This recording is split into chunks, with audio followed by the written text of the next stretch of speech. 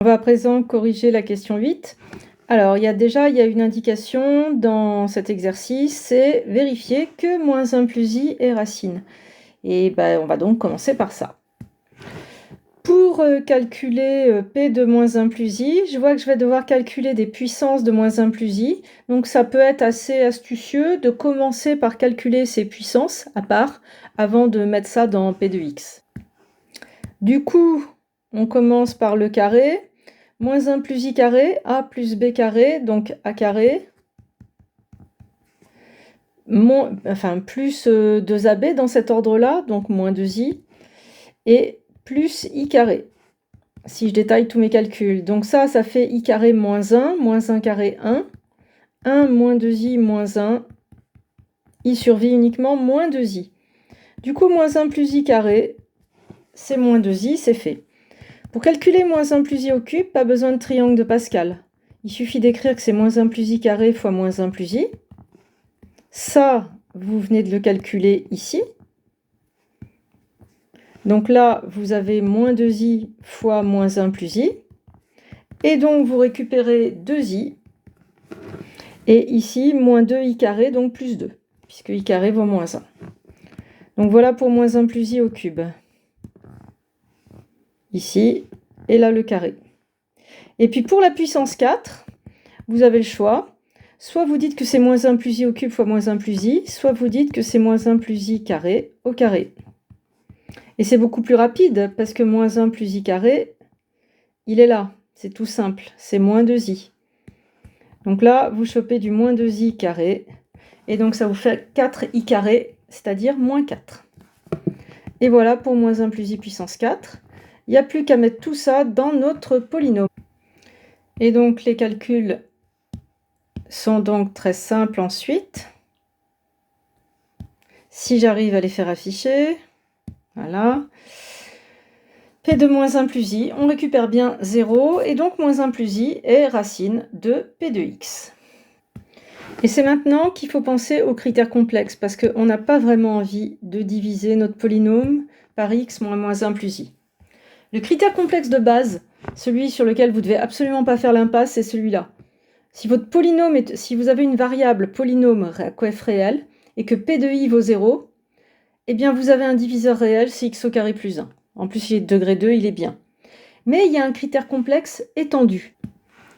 Plus généralement, dès que vous avez une variable polynôme et que vous avez un complexe non réel, alpha, qui annule p, alors vous obtenez x moins alpha fois x moins alpha bar, parce que les racines se cumulent, qui divise p de x. Et il se trouve que ce polynôme-là, quand on fait le produit, eh bien on tombe sur un polynôme de degré 2 à coef réel. Et la formule, je la rappelle ici, c'est x carré. Devant grand X, vous avez moins 2 parties réelles de alpha. Et en termes constants, vous avez le module de alpha au carré. Donc, qu'est-ce que ça donne pour notre exercice? Eh bien, dans notre exercice, on est exactement dans les conditions du critère. Mon polynôme, il a coef réel. P de alpha vaut 0 avec alpha qui est moins 1 plus i qui est complexe non réel. Du coup, ce polynôme ici, x au carré moins 2 parties réelles de alpha x plus module de alpha carré, va diviser p de x. J'ai plus qu'à donner les valeurs numériques de parties réelles de alpha et du module, et je récupère mon diviseur. Et ça, c'est assez facile à récupérer. La partie réelle, elle est là, c'est moins 1. Et le module au carré, je vous rappelle que le module, c'est racine de partie réelle au carré plus imaginaire carré. Donc le module au carré, la racine dégage. Il me reste partie réelle au carré, plus imaginaire. Imaginaire, c'est pas i, hein, c'est le coef qui multiplie i. Donc 1 carré égale 2. Et du coup, j'ai le polynôme x au carré plus 2 grand X plus 2 qui divise p de x. Et j'ai plus qu'à faire ma division en la posant pour avoir une première facto de p de x. La division, la voici. J'ai pas détaillé, j'ai présumé que vous saviez faire. On trouve un reste nul, c'est bon signe. On ne s'est pas trompé dans nos calculs, hein, il fallait que ça divise, donc que le reste soit nul. Et donc on récupère la facto suivante.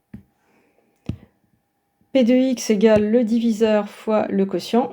Ça fait ça. Je vois deux polynômes de degré 2. Je vais vérifier si le delta est négatif ou pas. Et je vais montrer au correcteur que j'ai vérifié. Donc ici, delta b carré 9 moins 4ac moins 12, c'est inférieur à 0. C'est bon, c'est un polynôme irréductible. Et là, delta égale b carré moins 4ac inférieur à 0. C'est bon. Fin de la factorisation, on a donné la décomposition en facteurs irréductibles.